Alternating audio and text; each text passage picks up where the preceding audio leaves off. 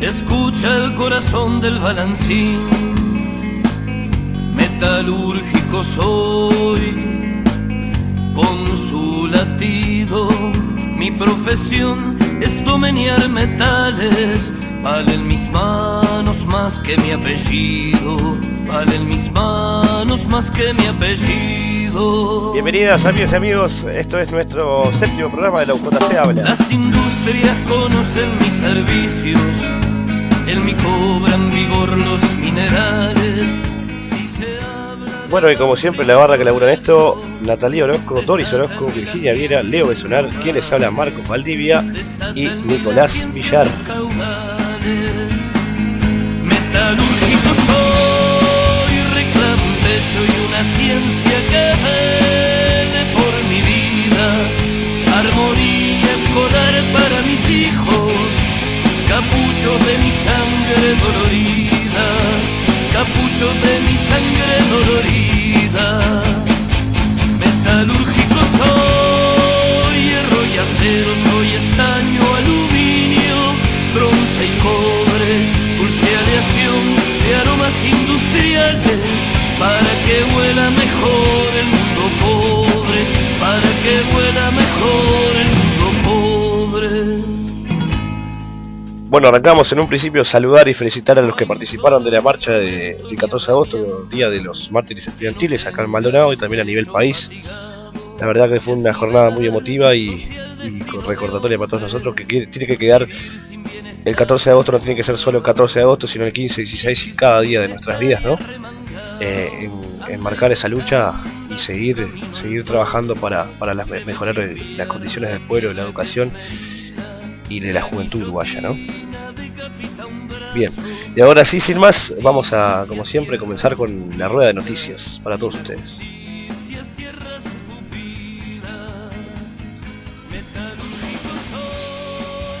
La primera comienza así: Bolivia se convierte en la tercera economía más pujante de la región. El presidente del Banco Interamericano del Desarrollo, Luis Alberto Moreno, aseguró que el crecimiento económico de Bolivia trepó de 8.000 millones de dólares a 32.000 millones durante los 8 años de gobierno del presidente Evo Morales, por lo que expertos en la materia han indicado que el país andino se convierte en la tercera economía más pujante de la América Latina. La economía de Bolivia en esa época, 2005 estamos hablando, era una economía en torno a los 8.000 millones de dólares, y hoy la economía boliviana es una economía de algo más de 32 millones. Imagínese que en 8 años se multiplicó por 4 esta economía, manifestó Moreno. Según fuentes oficiales del Producto Interno Bruto, PBI, de Bolivia creció 6,5% entre enero y julio de este año, lo que convierte al país en la tercera economía más pujante de América Latina y el Caribe. Ese crecimiento económico es impulsado principalmente por los sectores de hidrocarburos, financieros, de transporte, construcción, electricidad, servicio de administración pública, manufactura y producción agropecuaria, entre otras. Moreno, además, manifestó que Bolivia actualmente tiene unas reservas internacionales netas, RIN, que alcanzan a la mitad de ese crecimiento económico. El presidente del BID, que participó en la suscripción de un contrato de crédito que otorga a Bolivia 140 millones de dólares para la ejecución de proyectos, afirmó que con esos datos económicos el país andino amazónico ha empezado a sentir lo que es el nuevo amanecer, a sentir cómo poder acariciar y hacer obras que duraron tantos años. Recientemente el presidente de Bolivia, Evo Morales, comentó que su país ha evolucionado en todas las áreas porque su equipo de gobierno está trabajando en comunicación constante y a disposición del pueblo. Ya los bolivianos no ven a los políticos como ladrones, afirmó Morales. 2 niños mueren fusilados por grupos terroristas en Siria. 2 niños perdieron la vida luego de que grupos terroristas descargaran sus armas de fuego contra los infantes en la ciudad de Alepo, ubicada al noreste del país árabe, alegando falsos argumentos religiosos, según se pudo conocer este jueves a través de un video colocado en la página de noticias libanesa Al-Aed News. Los 2 niños, supuestamente sirios, fueron robados por el equipo de criminales denominado Estado Islámico de Irak y del Levante ISIS, por su sigla en inglés, en zonas chiíes de Nabi y Al-Sahara, ambos en Alepo para que más tarde fueran asesinados salvajemente. De acuerdo con la imagen que mostraron en la web, el equipo de criminales que mató a los dos menores de edad está vinculado a Al Qaeda y además demuestra que los terroristas son animales vestidos de hombre que tienen el objetivo de asesinar a gente inocente y destruir ciudades y pueblos, aseguró el medio. No se trata de la primera vez que los terroristas recurren a este tipo de acciones crueles, ya que anteriormente diversos videos fueron emitidos donde se podían ver cómo los hombres armados ejecutaban a civiles sin razón alguna.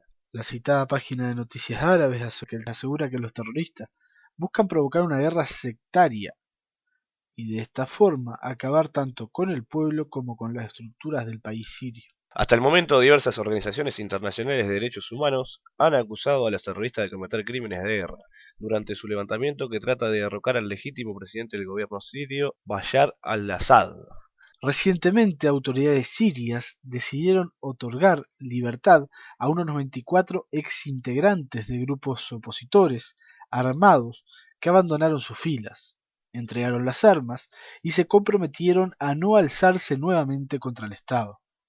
La medida resultó ser un paso importante para el gobierno en la resolución del conflicto armado, por lo que envió un mensaje a quienes han sido engañados y se integraron a la llamada de insurgencia a presentarse a las autoridades y retomar su vida normal junto con su familia. Por otra parte, un grupo de expertos de la Organización de Naciones Unidas dijeron estar listos para viajar a Siria e investigar las denuncias sobre el supuesto uso de armas químicas originado por los enfrentamientos entre terroristas y fuerzas del gobierno, según lo informó el vocero oficial del organismo multilateral.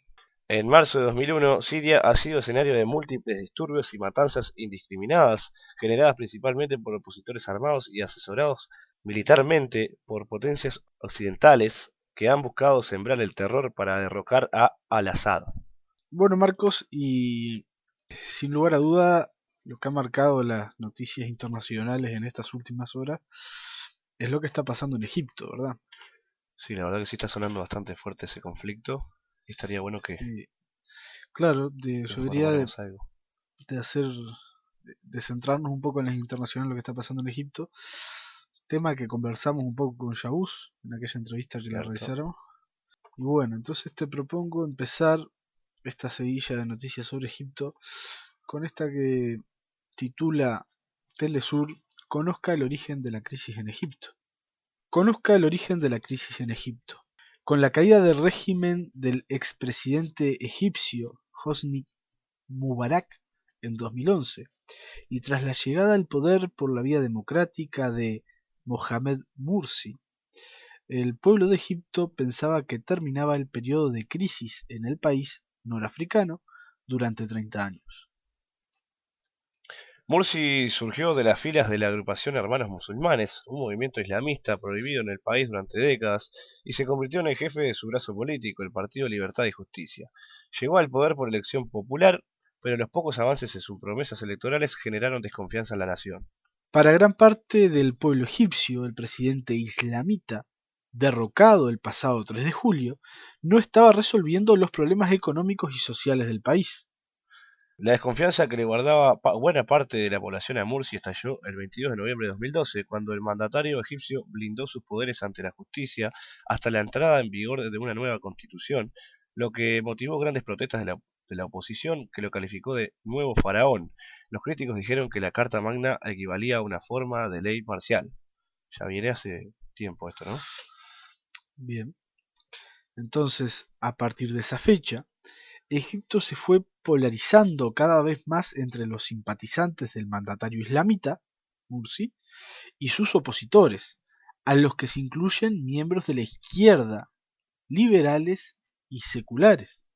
Acá vemos, viste, que el tema político en Egipto y lo que nos decía también Yabuz que pasaba en Turquía y en estos países del Medio Oriente, donde se mezclan muchas cosas, la religión con la política, sí, tal cual.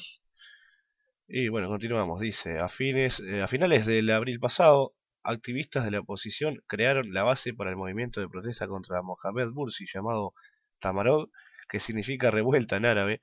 Seguidamente, el 30 de junio, millones de personas salieron a las calles para manifestarse en contra de las políticas del jefe de Estado, lo que coincidió con el primer año de su gobierno. El 3 de julio, el jefe de las Fuerzas Armadas de Egipto, el general Abdul Fattah al-Sisi anunció que suspendía la Constitución y nombró al jefe de la Corte Constitucional Suprema, Adli Mansur, como presidente interino hasta que se convoquen elecciones, provocando con esta decisión un golpe de estado militar contra Mursi. El golpe militar fue apoyado por los opositores que se agruparon en el movimiento civil contra Mursi y cuyos representantes acompañaron al ejército en su anuncio en televisión del derrocamiento del islamista. Manifestaciones y acampadas. Tras las acciones militares y la detención de Mursi en un paradero desconocido, los islamitas han celebrado manifestaciones y acampadas para exigir el retorno al poder del destituido presidente. Las acampadas en las plazas de Rabaa al-Adawiyah y al-Naqda, en el oeste de El Cairo, capital, se convirtieron en un punto incendiario. En la madrugada del 14 de agosto, un asalto policial sorprendió a los manifestantes y la refriega dejó más de 500 muertos, y según el Ministerio de Salud de Egipto, 3.572 heridos. Los hermanos musulmanes, por su parte, aseguraron que las acciones de violencia dejaron miles de muertos. El gas lacrimógeno y las ráfagas de armas de fuego fueron utilizados para dispersar a los manifestantes. Además, se utilizaron bulldozers blindados para dispersar a los campamentos. Tras la violenta represión, el gobierno de facto de Egipto decretó el estado de emergencia durante un mes en todas las ciudades de la nación. Los partidarios de Mursi calificaron la represión de masacre, pero el gobierno interino y las demás fuerzas políticas los acusan a ellos de cometer actos de violencia extrema contra las fuerzas de seguridad. Trazan un plan. En medio de la compleja situación que atraviesa Egipto, el presidente de facto, Adli Mansur, ha trazado un plan para una transición que incluye una revisión de la constitución que aprobó Mursi y nuevas elecciones parlamentarias a principios del 2014. El plan ha sido rechazado por los hermanos musulmanes y también ha recibido críticas de los partidos de izquierda y liberales. Por ahora, el ejército egipcio es el más poderoso organismo gubernamental en Egipto, y muchos piensan que funciona como un estado dentro del estado. El ejército cuenta con sus propios tribunales y un imperio económico propio con empresas que producen desde televisores hasta aspiradoras. Además, recibe alrededor de 1.300 millones de dólares por parte de los Estados Unidos, nación que según el propio Hosni Mubarak busca una base militar en Egipto a cualquier precio para asegurar la seguridad de Israel.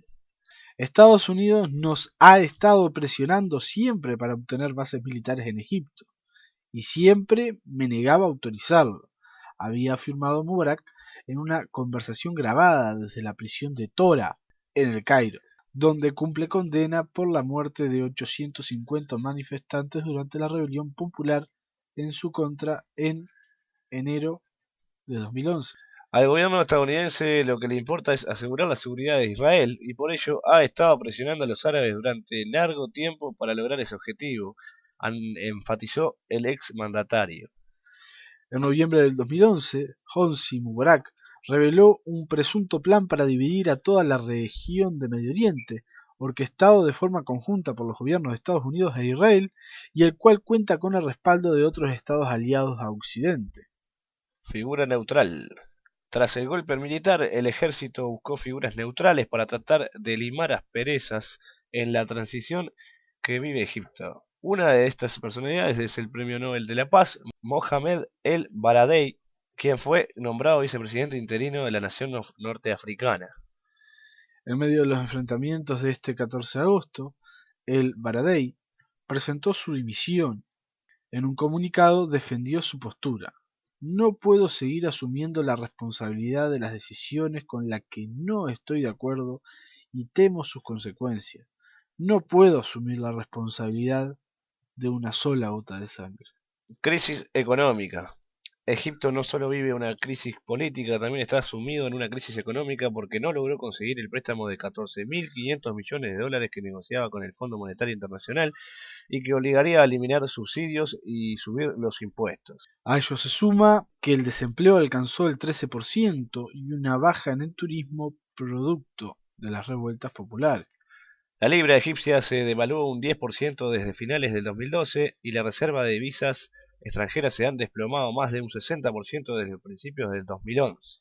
El futuro de la nación norafricana está en juego y sin un consenso nacional las autoridades egipcias no lograrán conseguir que el pueblo tenga una mejor calidad de vida. Partidarios de Mursi incendiaron el edificio de la gobernación de Giza. Militantes de los hermanos musulmanes incendiaron este jueves la sede administrativa de la gobernación de Giza en el Cairo, de acuerdo con imágenes transmitidas por la televisora local. El incidente de Giza fue confirmado por fuentes ministeriales quienes informaron a la cadena Al Jazeera que los manifestantes lanzaron bombas molotov contra el edificio. Confirmaron que los empleados de la gobernación no se encontraban dentro y que habían desalojado antes de iniciarse el incendio. Fuentes de seguridad también dijeron que militantes islamitas mataron a 2 policías en ataques contra sedes policiales en 2 lugares diferentes de Egipto. Un policía de 21 años murió baleado en el norte del Sinaí, localidad de Al-Arish, mientras que otro agente murió en el centro de la ciudad de Asyut durante un ataque contra una comisaría. Los hermanos musulmanes llamaron el jueves a mantenerse en las calles para exigir el regreso de Mohamed Mursi al poder, pese a la represión registrada la víspera, en la que murieron al menos 525 personas, la mayoría civiles, según el balance oficial divulgado por el Ministerio de Salud. El portavoz gubernamental Mohamed Fatallah dijo que 482 civiles murieron en los enfrentamientos, mientras que el Ministerio del Interior dijo que 43 policías habían fallecido. Fuentes sanitarias señalan además que unas 3.717 personas se encuentran heridos tras la violenta jornada del día miércoles. El gobierno de facto decretó estado de emergencia durante un mes en el país y un toque de queda que entró en vigor en la mitad de Egipto desde las 19 horas a las 6 horas. Por su parte, el vicepresidente de Egipto y Premio Nobel de la Paz en 2005, Mohamed El Baradei, presentó el miércoles su dimisión tras conocer de la muerte, hasta ese momento, de unas 149 personas durante los enfrentamientos entre las fuerzas policiales y los partidarios del derrocado presidente Mohamed Mursi. En Egipto persiste el clima de tensión, pues se trata de la jornada más sangrienta desde la revuelta que se puso el presidente Hosni Mubarak en 2011. Bueno, y una vez culminada la ronda de noticias, vamos a dejarlos con un corte literario y ya volvemos. Elogio a la dialéctica. La justicia se pasea confiada en nuestros días. Los opresores se preparan para durar 10.000 años. La violencia asegura, todo seguirá como hasta ahora. No suena otra voz que no sea la de los opresores. No suena otra voz que no sea la de los explotadores. Y la explotación chilla en los mercados. Ahora es cuando empiezo. Pero entre los oprimidos muchos dicen, jamás se logrará lo que queremos. El que aún viva, que no diga jamás. Lo seguro no es seguro. No será siempre como hoy. Cuando hayan hablado los opresores, comenzarán a hablar los oprimidos. ¿Quién se atreve a decir jamás? ¿De quién depende que la opresión continúe? ¿De nosotros? ¿De quién depende que se rompa con ella? De nosotros también. El que ha sido derribado, que se yerga. El que esté perdido, que combata. ¿Cómo se podrá detener al que entiende de verdad lo que pasa? Pues los vencidos de hoy son los vencedores de mañana, y el jamás se convertirá en hoy. Bertolt Brecht.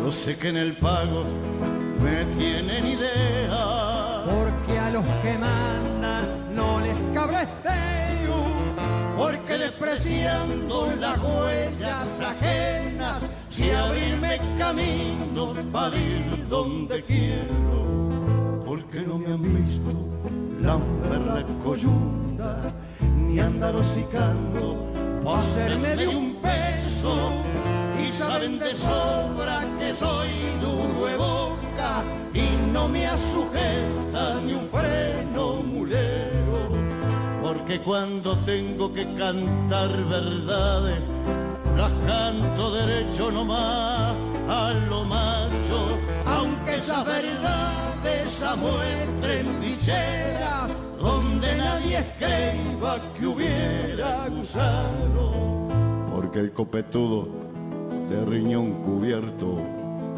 para el que no usa leyes, ningún comisario. Lo trato lo mismo que el que solo tiene chiripá de bolsa para taparse el rabo. Porque no me llenan con 4 mentiras los maracanaces que vienen del pueblo a elogiar divisas ya desmerecidas y hacernos promesas que nunca cumplieron. Porque cuando traje mi china pa'l rancho, me olvidé que hay jueces para hacer casamiento y que nada vale la mujer más buena si su hombre por ella no ha pagado derecho. Porque a mis gurises los he criado infieles, aunque el cura grite que irán al infierno. Y digo a donde cuadre que pa' nada sirven los que solo pasan pirinchando el cielo.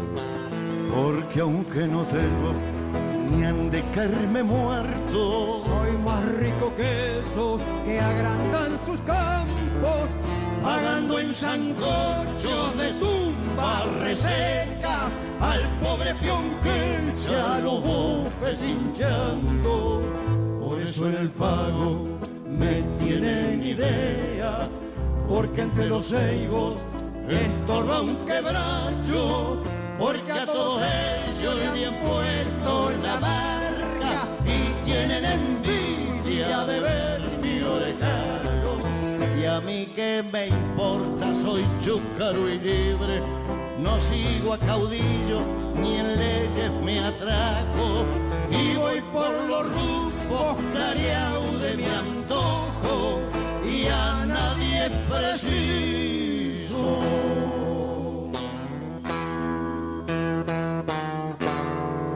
Pa' hacerme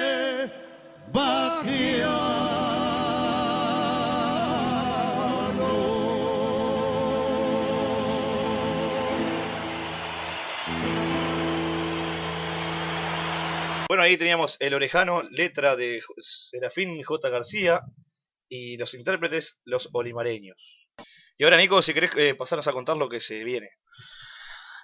Bueno, continuando con este espacio de entrevistas al cual los tenemos acostumbrados, en esta oportunidad nos toca conversar con Colette Perol,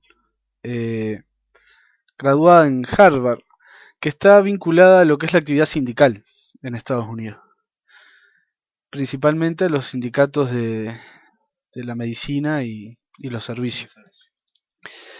Y bueno, y siempre es interesante conocer la realidad del otro lado de la orilla, para de esta manera reconocer también la lucha que se está llevando desde las mismas entrañas del imperio.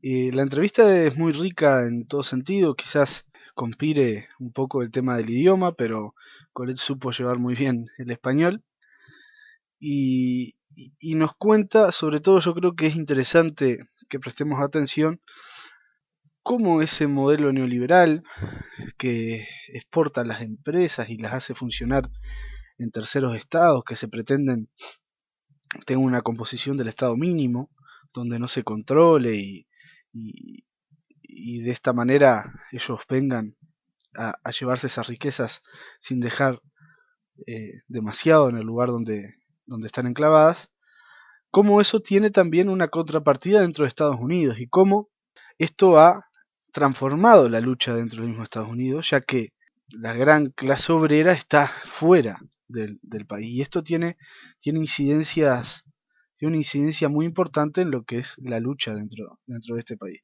que existe, que es importante que lo conozcamos y que me parece que Colette desde adentro nos cuenta con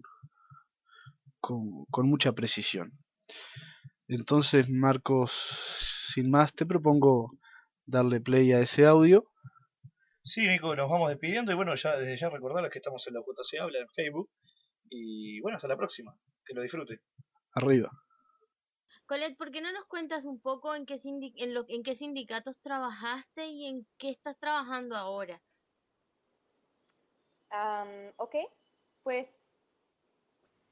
Entonces, yo trabajaba en la unión NUHW,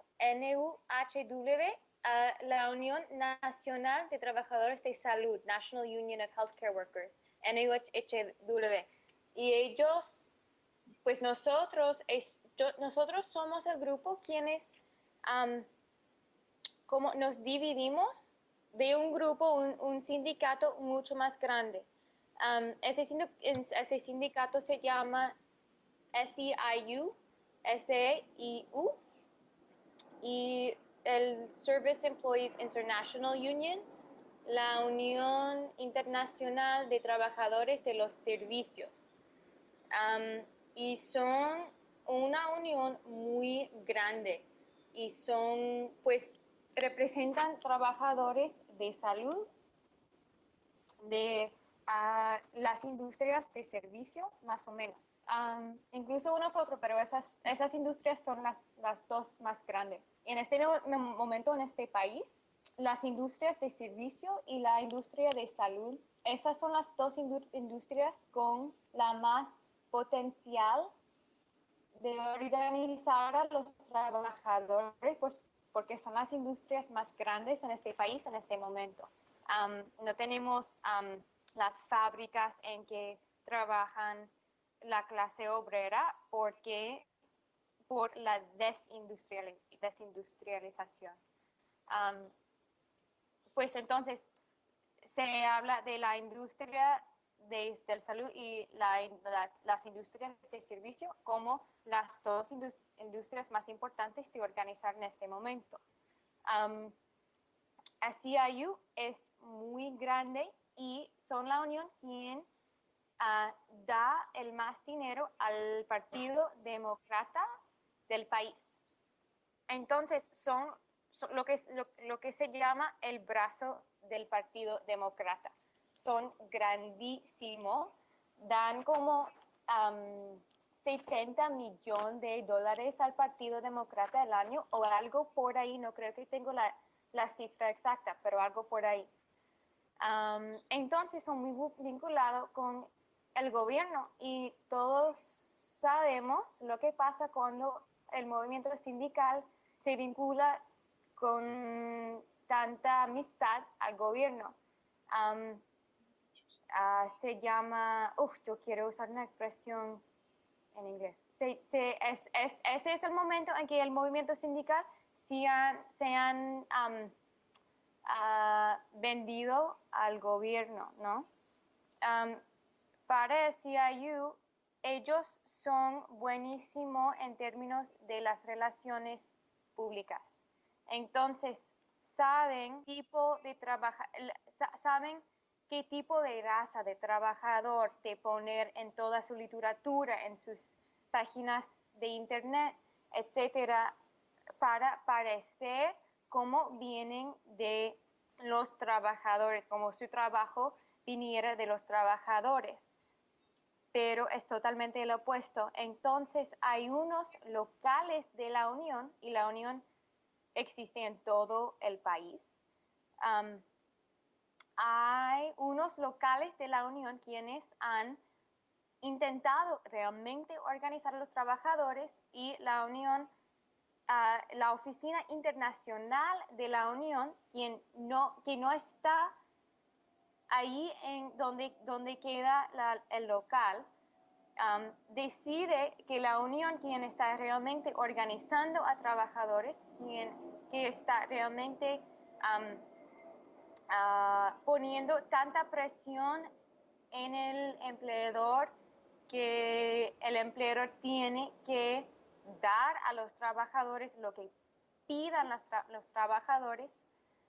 Hay momentos en que la Oficina Internacional decide que ese local no puede seguir, y hacen lo que se llama en inglés un trusteeship, o un takeover. En español sería como que asumen todo el control del local, dejan a todos los líderes, quienes son los líderes elegidos por los trabajadores, y los reemplazan con otros oficiales de la Unión de cualquier parte del país, quienes no son quienes eran elegidos por los trabajadores y empezando con cero, ¿no?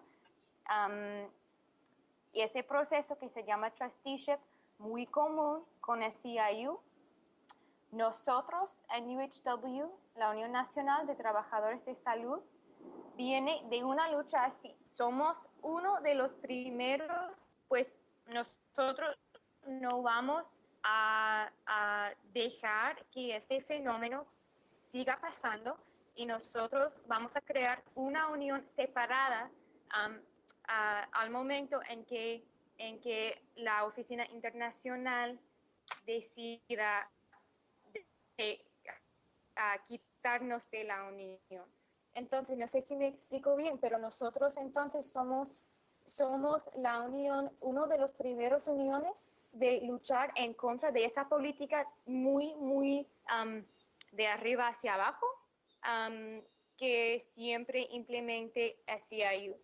Nosotros tenemos mucho del apoyo de los trabajadores en toda la industria en el estado de California, porque casi todos se recuerdan cómo era cuando tuvimos la fuerza, cuando los trabajadores en California en la industria de salud tuvieron la fuerza en contra de sus jefes. Y cuando cambió la unión, ese dinámico completamente cambió porque la unión tiene una política de hacer lo que quieran los jefes por todos los beneficios que reciben los oficiales de la unión cuando deciden no hacer lo que quieren los trabajadores, sino lo que quieren los jefes.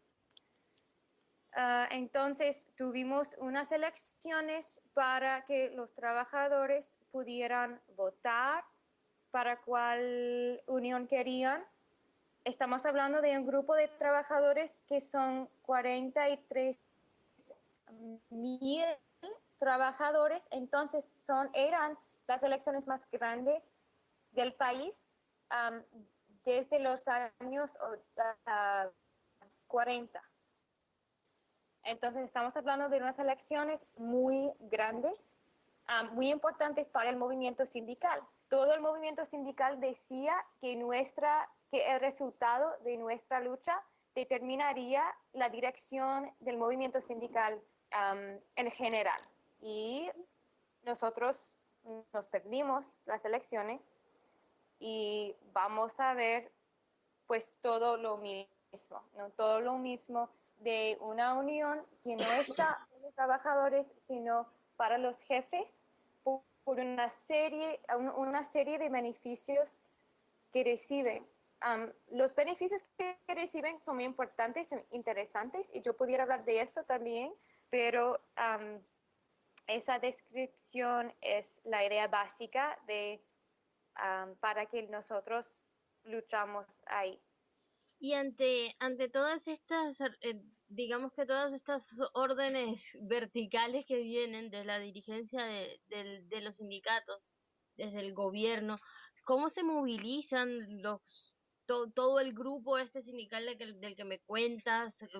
¿Cuál es el estilo de trabajo en cuanto a sus movilizaciones y protestas? Pues luchamos, es una idea bien básica, y cuando yo trabajaba con los trabajadores, yo no era representante oficial de ellos, pero hablamos de la manera de organizar y los trabajadores me consideraron una especie de líder, aunque no era su representante oficial, pero lo único que uno tiene que hacer es hablar y organizar, y es lo que hicimos. Entonces, son cosas básicas como cuando el jefe rompe una regla del contrato, organicen algo. Entonces, ¿qué es lo que hicimos?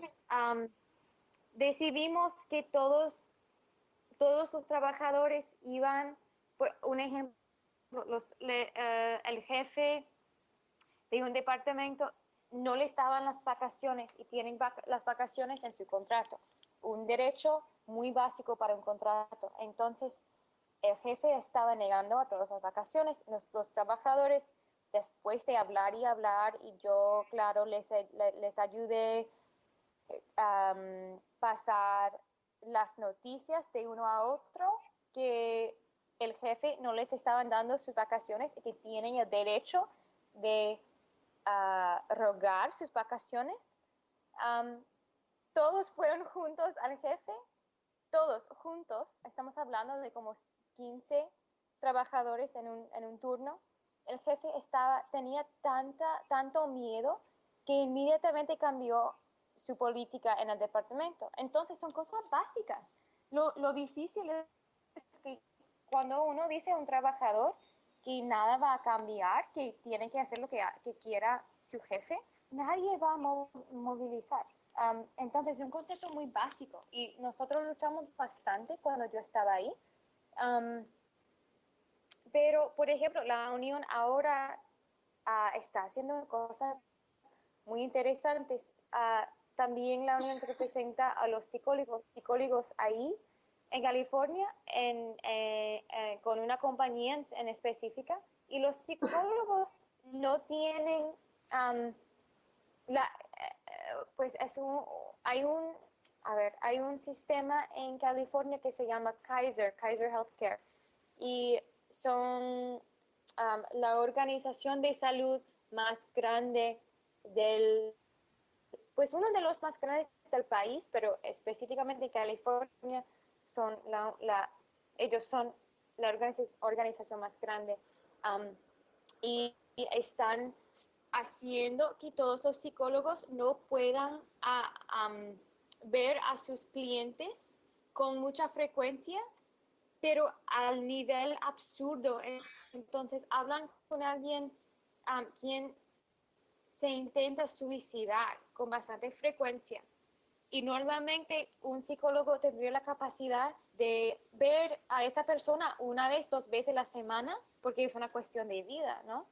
Pero en ese sistema, con los jefes intentando ahorrar dinero, hacen que los psicólogos vean a esas pacientes como 1 vez al mes. Entonces, es una crisis de salud mental.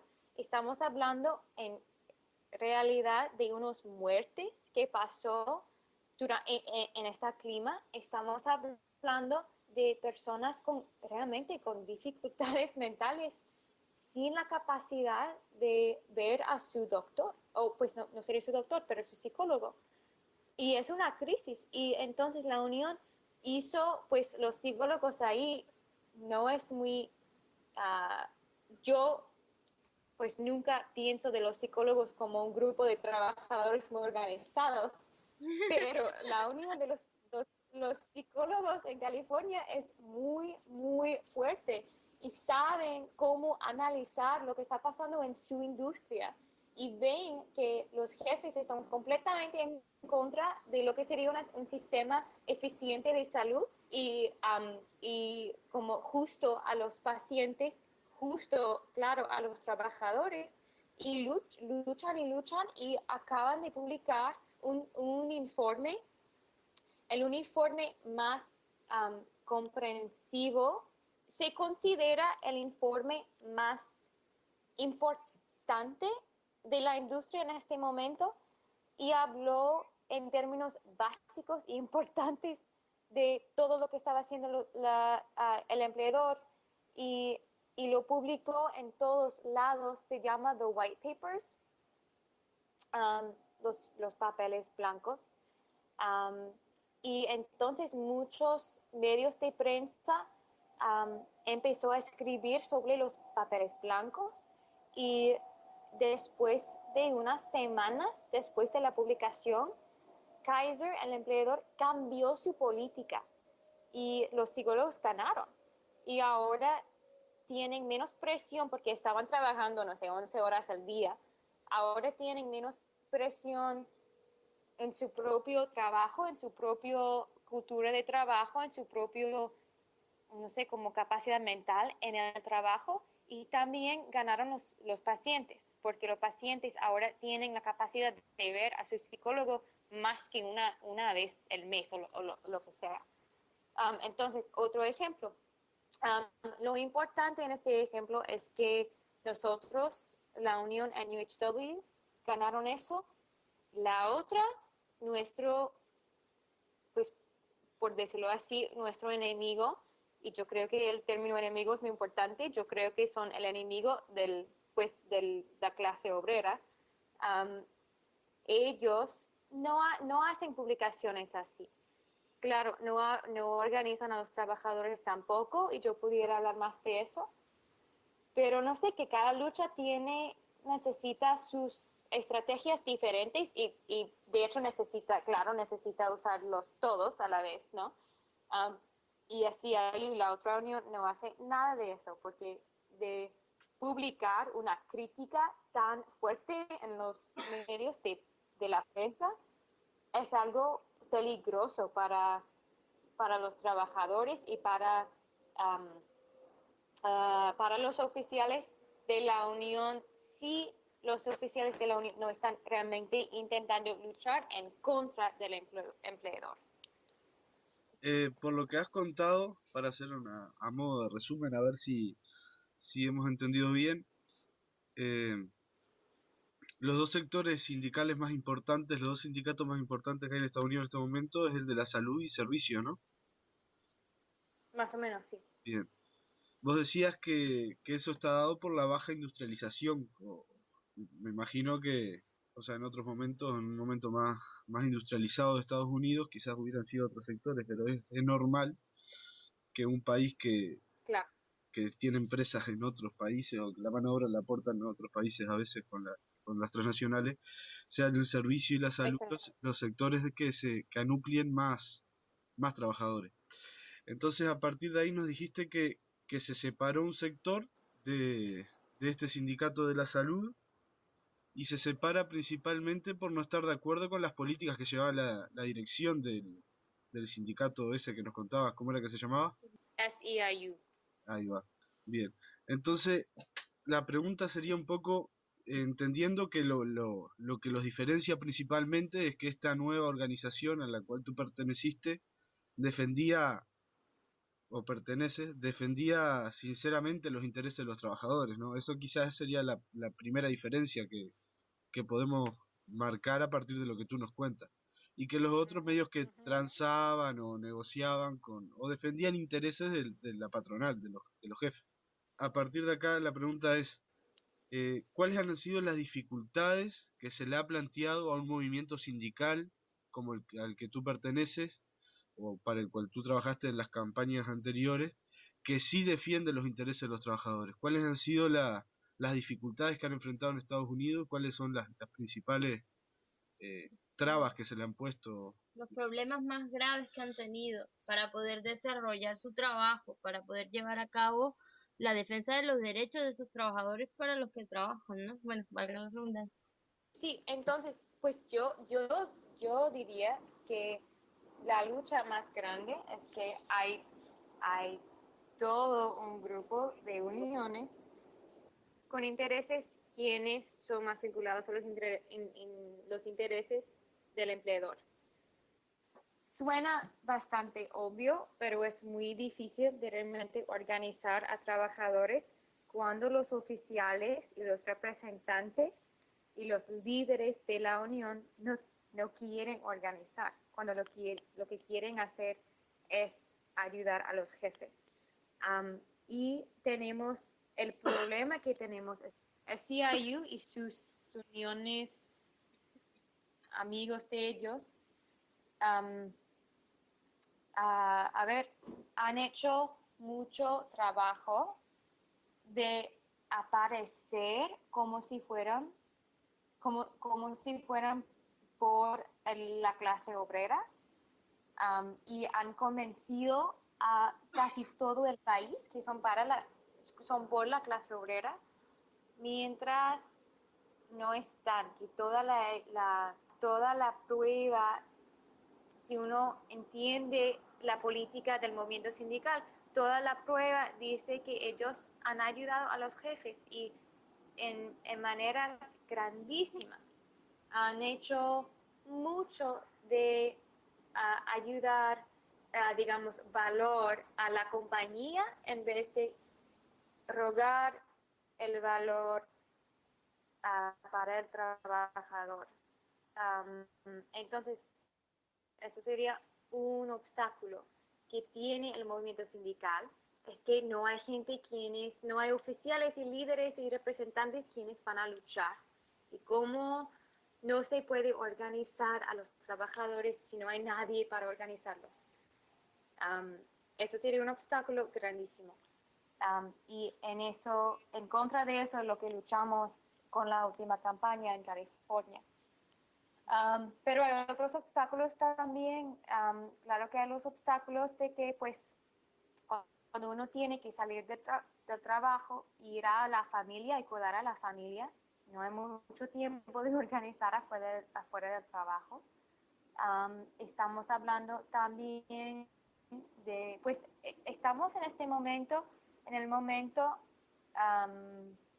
tenemos un nivel de trabajadores organizados muy bajo en este momento. Entonces, en los años 80, antes de lo que se llama la desindustrialización de los Estados Unidos, cuando mandamos a todas las fábricas a cualquier país, donde los trabajadores no tendrían la capacidad de pedir más dinero en su lugar de trabajo, cuando pudimos sacar más valor de las fábricas en otros países que en nuestro país, el porcentaje de trabajadores organizados bajó, y bajó muchísimo. Y ahora tenemos el nivel de, creo que es 12% de la fuerza de trabajo. 12% de los trabajadores en este país tienen una unión, el resto no lo tienen. Entonces estamos a un nivel muy, muy bajo, y pues muy difícil de organizar a otros trabajadores si no hay una cultura de las uniones. Y uno puede pensar, por ejemplo, cuando es muy común que las familias hablan entre ellos de la unión, ¿no? Muy, muy común. Y si un familiar tiene una buena experiencia luchando en su unión, todo el resto de la familia va a también participar en esa cultura, y cuando alguien aparece en su lugar de trabajo con la idea de organizarse, esa persona va a participar.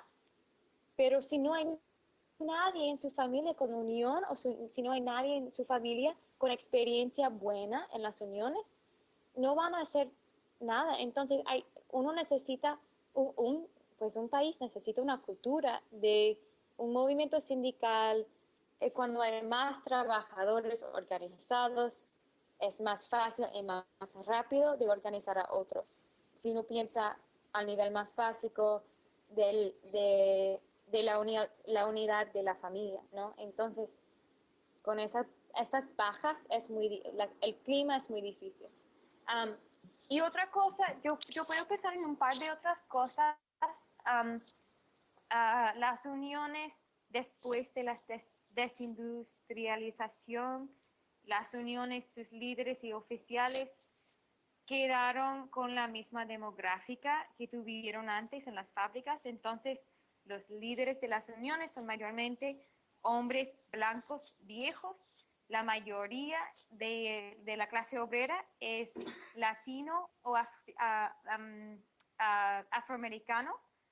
Entonces no van a tener, no sé, que las relaciones no se establecen muy bien cuando el liderazgo de las uniones no tiene mucho en común con los trabajadores, quienes tienen la capacidad de organizarse en este país. Entonces es una crítica muy común que, por favor, que las uniones necesitan tener una especie de autorreflexión, porque necesitan darse cuenta de que cuando sus líderes son solamente viejos hombres blancos, no van a tener la capacidad de organizar a la clase obrera, porque no parece igual. Ya, en el pasado quizá, pero ahora la clase obrera con la capacidad de organizarse no es puramente hombres blancos. Y de hecho, la mayoría de la clase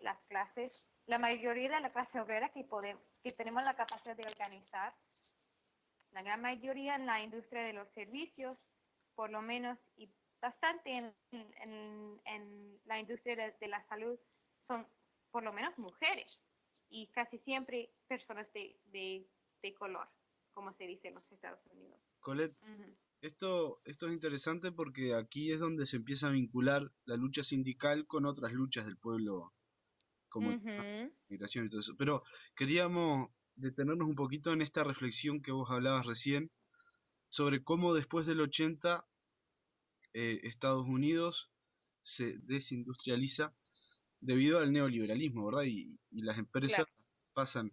claro. Y esto es una de las cosas más interesantes para mí de esta nota, además de conocer la interna de lo que está pasando en el movimiento sindical en Estados Unidos, porque nosotros estamos Ujú. acostumbrados a esta cara, ¿no?, del neoliberalismo, a los males que Claro. ha acarreado el hecho de venir a buscar mano de obra barata y todo eso. Y siempre Ujú. pensamos que lo principal era un tema económico, ¿no?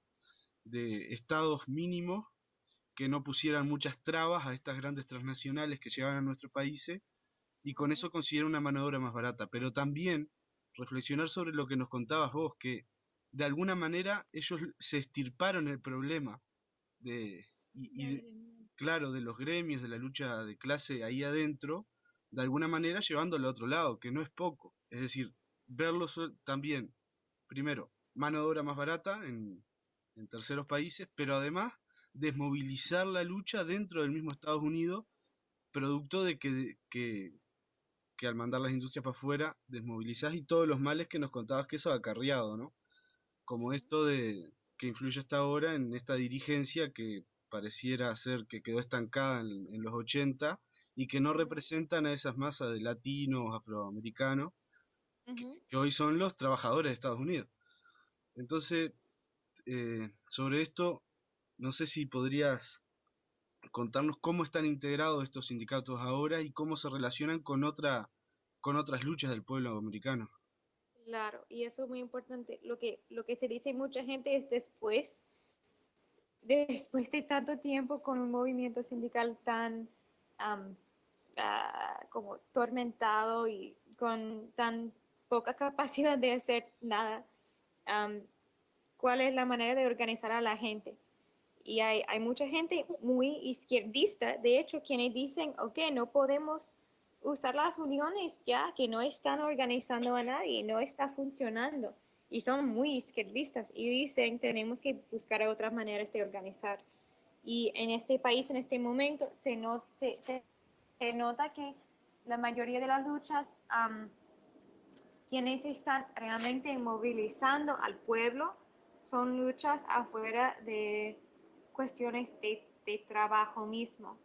Una excepción sería, hay una especie de, uh, pues, es huelga, pero no es huelga para nada. Yo soy muy crítica de este movimiento porque yo creo que es, pues no creo que es real, por así decirlo, pero yo creo que pues eso sería otro tema, pero hay unos trabajadores de fast food, como lugares como McDonald's, comida rápida, ok. Entonces, se supone que los trabajadores de la comida rápida están organizando y haciendo huelgas. No son huelgas y yo creo que de hecho son bastante manipulados y que no creo en lo que están haciendo, porque eso sería un tipo de movilización que está pasando en este momento con respecto al trabajo mismo.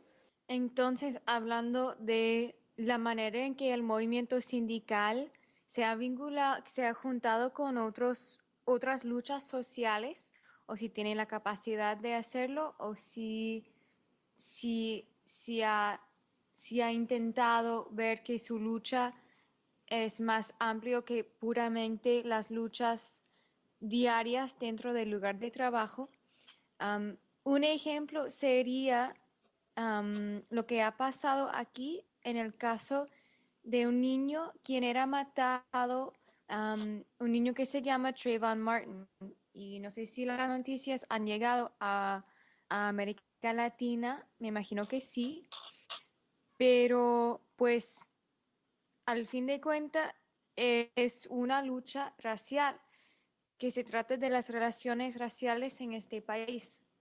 Entonces él era matado por un hombre Zimmerman, un hombre medio latino, medio blanco, y pues por un ley muy específico en el estado de Florida, en el corte decidieron que él no tenía la culpa, aunque él mató a este niño, un niño de 15 años, am, por una ley que defienda, que defiende el derecho de uno de autodefenderse cuando uno está atacado.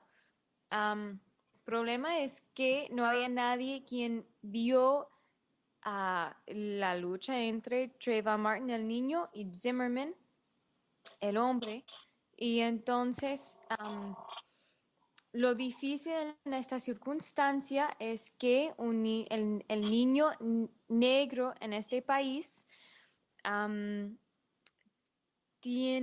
pues es un personaje en este país siempre desde el principio sospechoso, am, según la gran mayoría de este país, por la manera en que las relaciones raciales se han construido. Entonces, los afroamericanos en este país siempre le echan la culpa a los afroamericanos en este país por todo, y se dice que toda la violencia viene de las comunidades afroamericanas. Se dice que toda la violencia de las bandas viene de, pues, tanto con los latinos como con los afroamericanos. Pero entonces hay la idea en este país, hay un estereotipo en este país que el niño negro siempre es sospechoso, y todos tenemos, yo digo entre comillas, todos tenemos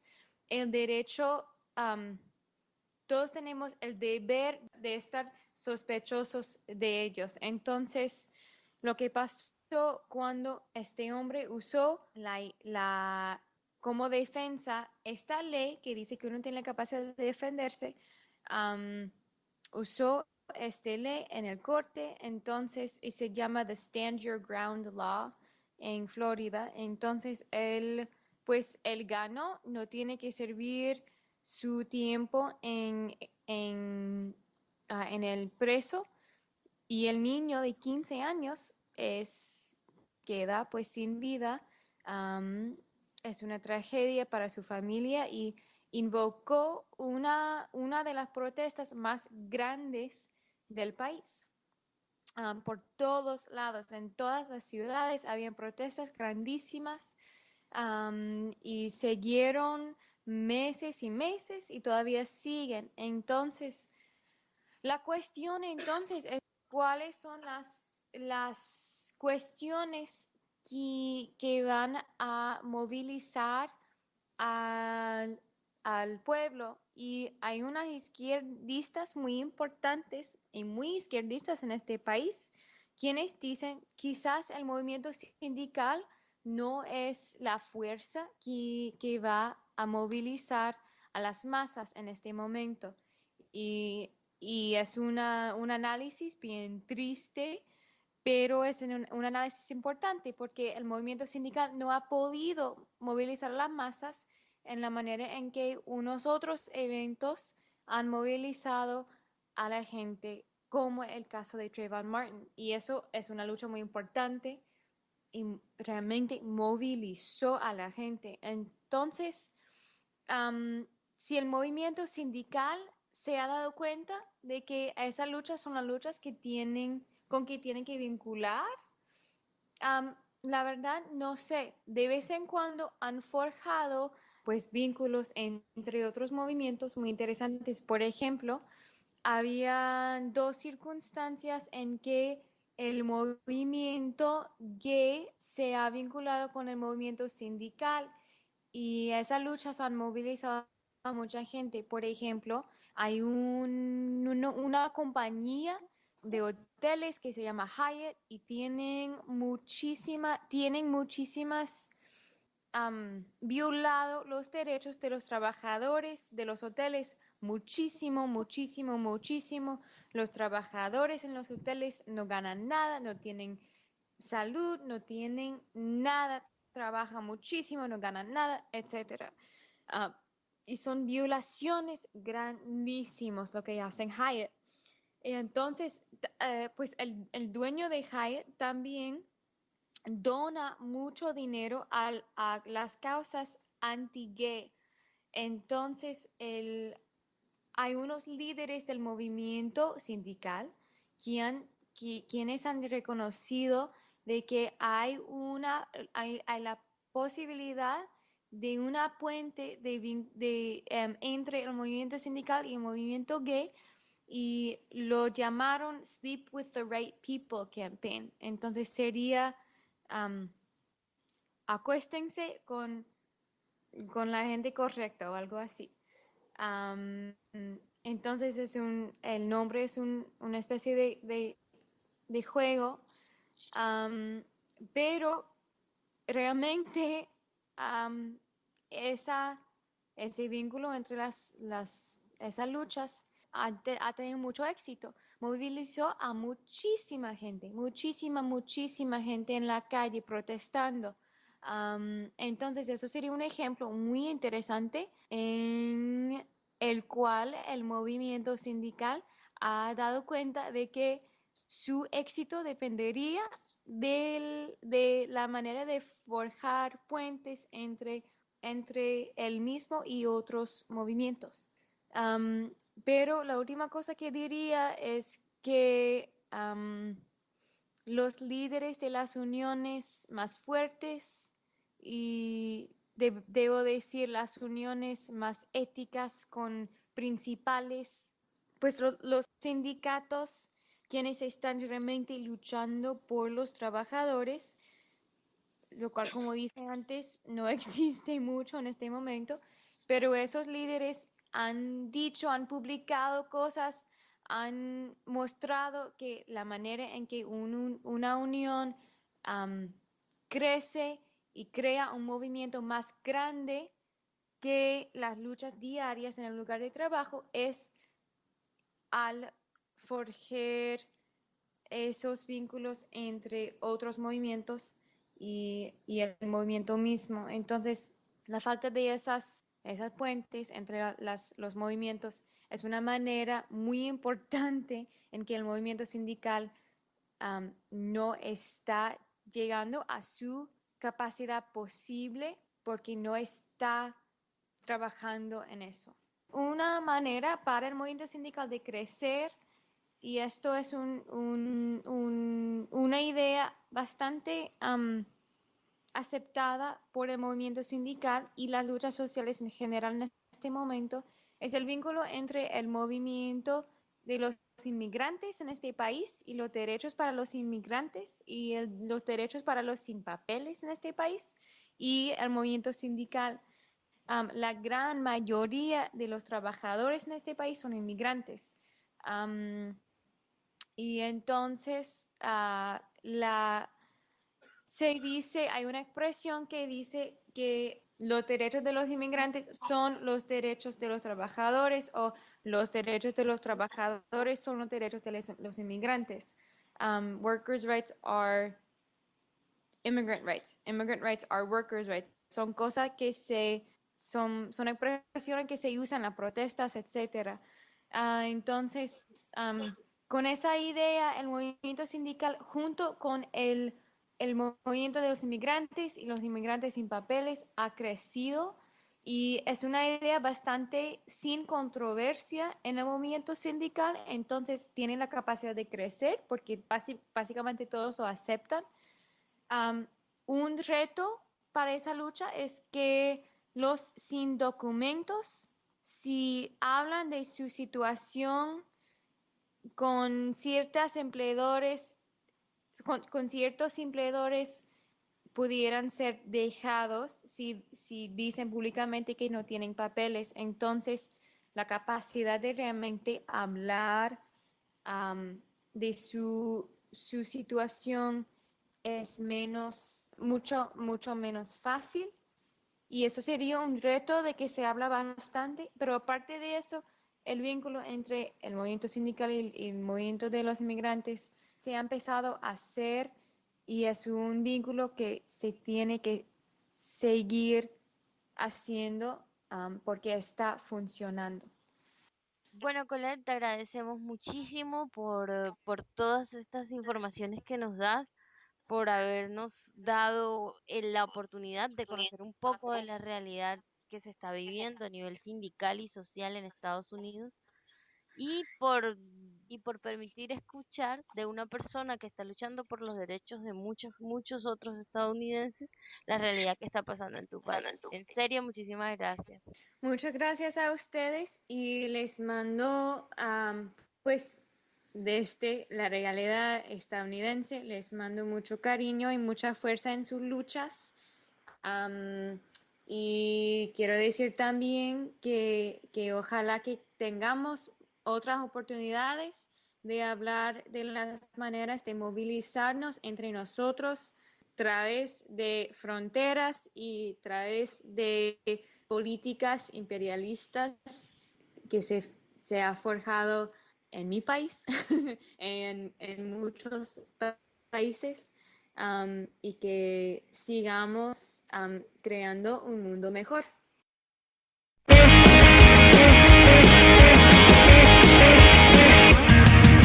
Hay hombres que se atreven, hombres que se quejan y está el dueño de la pelota de hoy, ese que maneja los riesgos de mi tierra, mis vueltas y mi producción. Hay víboras que curan, frases que te matan y está la telaraña de lo que quedó, pero en la punta del árbol más alto haremos nidos y buscaremos otro viento mejor, uno que nos devuelva la voz. Y habrá estrellas como huellas del destino, del camino, de los que siempre gritaron y nadie escuchó. Y habrá estrellas como huellas del destino, del camino, de los que siempre buscaron un viento mejor.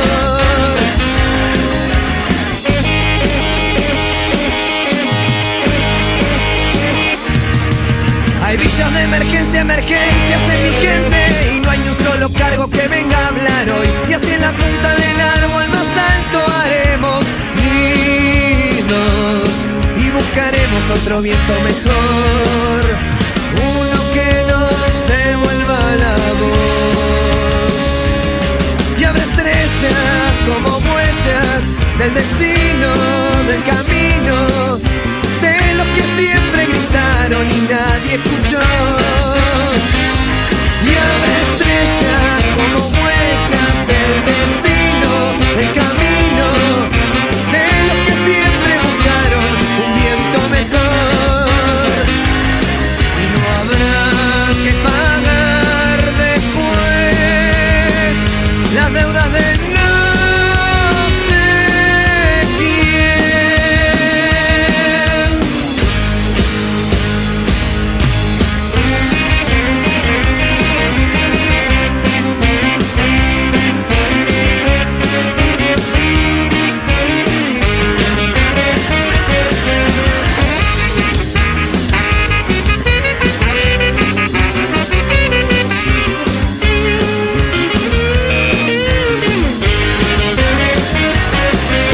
Locura de pensar a un árbol gigante como mi lugar, más loco voy a andar si cambio ilusiones por la cuenta del bienestar. Y habrá estrellas como huellas